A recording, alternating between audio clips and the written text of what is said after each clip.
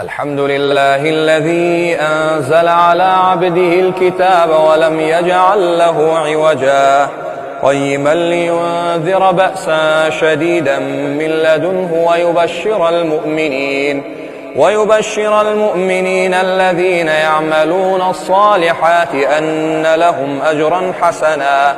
ماكثين فيه أبدا وينذر الذين قالوا اتخذ الله ولدا ما لهم به من علم ولا لآبائهم كبرت كلمة تخرج من أفواههم إن يقولون إلا كذبا فلعلك باخع نفسك على آثارهم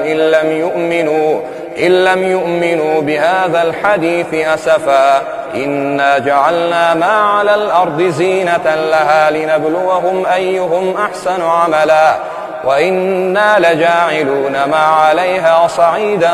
جرزا أم حسبت أن أصحاب الكهف والرقيم كانوا من آياتنا عجبا إذ أوى الفتية إلى الكهف فقالوا ربنا آتنا من لدنك رحمة وهيئ لنا من أمرنا